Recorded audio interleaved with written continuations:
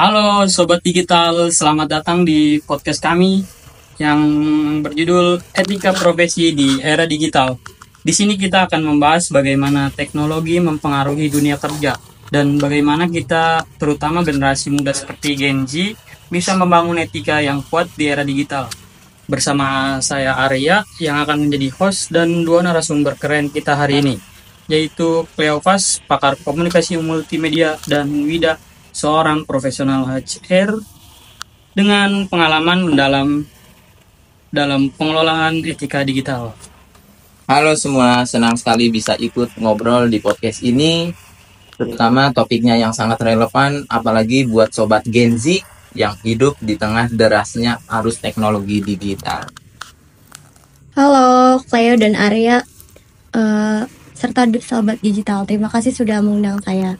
Hari ini kita akan ngobrol santai tapi mendalam tentang bagaimana teknologi bisa mendukung, tapi juga menjadi tantangan bagi etika profesi. Langsung aja yuk, kita mulai dari memahami tantangan utama di era digital. Wida, dari pengalamanmu, apa sih tantangan terbesar yang muncul terkait etika profesi di era digital? Tantangan terbesarnya adalah bagaimana teknologi mengaburkan batas antara kehidupan pribadi dan profesional. Misalnya, banyak kasus di mana informasi pribadi karyawan bocor karena kurangnya perlindungan data. Selain itu, penyalahgunaan teknologi seperti plagiarisme digital atau penyebaran berita palsu juga menjadi masalah besar. Setuju banget itu Wida. Ditambah lagi teknologi juga mempermudah pelanggaran privasi. Contohnya seperti data pengguna di platform media sosial yang sering disalahgunakan tanpa persetujuan. Bahkan ada beberapa perusahaan yang menggunakan algoritma yang kurang etis untuk memengaruhi perilaku konsumen mereka. Berarti teknologi bukan hanya membawa manfaat ya, tapi juga tantangan besar. Betul, oleh karena itu penting untuk memperkuat pemahaman etika digital, terutama di kalangan Gen Z yang akan menjadi pemimpin di masa depan.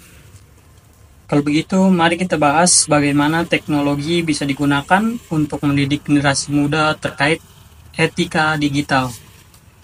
Cleo, kamu sebagai pakar komunikasi multimedia, bagaimana cara kita bisa memanfaatkan teknologi informasi untuk memberikan edukasi soal etika digital? Untuk caranya itu kita bisa memanfaatkan berbagai platform dan format multimedia seperti video edukasi di YouTube dan juga TikTok. Contohnya kayak kan biasa di TikTok ada video-video yang berisi konten isinya tulisan tapi di tulisannya itu ada pesannya gitu. Dan juga kita bisa melihat info di Instagram karena itu sangat mudah dipahami dan sangat menarik perhatian buat Gen Z. Dan juga kita bisa melihatnya atau mencarinya di webinar dan juga video podcast gitu. Wah, keren. Dari sisi perusahaan, saya rasa learning platform juga sering efektif. Misalnya, perusahaan bisa menyediakan modul online yang membahas tadi kasus terkait pelanggaran etika digital. Dengan begitu, karyawan termasuk Gen Z bisa belajar secara fleksibel. Tapi apakah semua strategi ini cocok untuk audiens Gen Z? Untuk sebagian besar sih cocok, dan juga karena Gen Z cenderung menyukai konten visual dan interaktif. Namun penting untuk diingat juga bahwa untuk memahami platform mana yang paling sering mereka gunakan, contohnya platform yang sering mereka gunakan itu kan TikTok. Nah, seperti itu. Benar. Selain itu pastikan kontennya relatable, misalnya menggunakan bahasa yang ringan dan sertakan contoh kasus nyata yang relevan dengan kehidupan sehari-hari mereka. Mari kita coba bahas contoh nyatanya.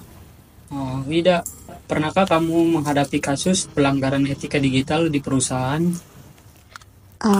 Misalnya ada seorang karyawan yang secara tidak sengaja membagikan data pelanggan di media sosial karena kurangnya pemahaman tentang keamanan data. Untungnya perusahaan segera mengambil tindakan dengan memberikan pelatihan tambahan terkait etika digital. Kasus seperti itu biasanya sebenarnya ya bisa dicegah dengan meningkatkan literasi digital sejak awal, terutama untuk karyawan baru. Dan disinilah pentingnya edukasi melalui multimedia tersebut. Bagaimana sih respon karyawan setelah pelatihan? Hasilnya sangat positif. Mereka jadi sadar akan tanggung jawab mereka dalam menjaga privasi data, baik dalam maupun di luar lingkungan kerja. Leo, menurutmu bagaimana cara menyampaikan studi kasus seperti ini ke Gen Z agar lebih menarik?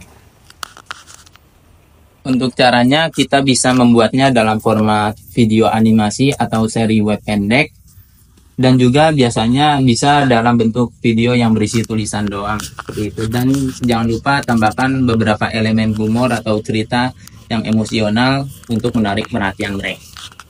Oke, sekarang mari kita bahas kelebihan dan kekurangan teknologi dalam mendukung pembangunan etika profesi. Untuk kelebihannya, teknologi memungkinkan penyebaran informasi secara luas dan cepat, dan kita juga bisa membuat konten yang lebih engaging dan seperti video dan simulasi interaktif. Namun, kekurangannya adalah risiko overload informasi. Jika tidak dikelola dengan baik, audiens bisa merasa kewalahan. Selain itu, ada risiko penyalahgunaan data atau kurangnya pengawasan terhadap konten yang tidak relevan atau menyesatkan. Baik, bagaimana cara mengatasi kekurangan ini?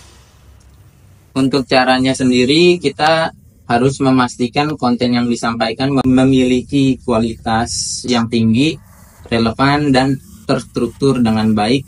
Lalu selain itu, tambahkan juga fitur pengamanan data untuk melindungi privasi pengguna.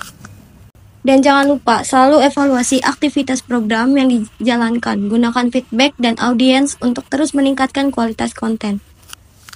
Baik, Sobat Digital, itulah pembahasan kita hari ini tentang membangun etika profesi di era digital.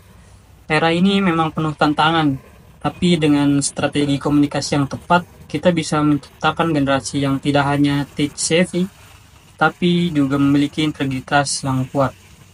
Setuju banget itu, Arya. Jadi mari kita jadikan teknologi sebagai alat untuk membangun masa depan yang lebih etis dan juga bertanggung jawab. Terima kasih sudah mendengarkan. Ingat, teknologi itu netral. Kita yang menentukan apakah penggunanya akan membawa manfaat atau malah merugikan. Oke, sampai jumpa di episode berikutnya. Tetap belajar, tetap kritis, dan tetap bertanggung jawab di dunia digital. Terima kasih.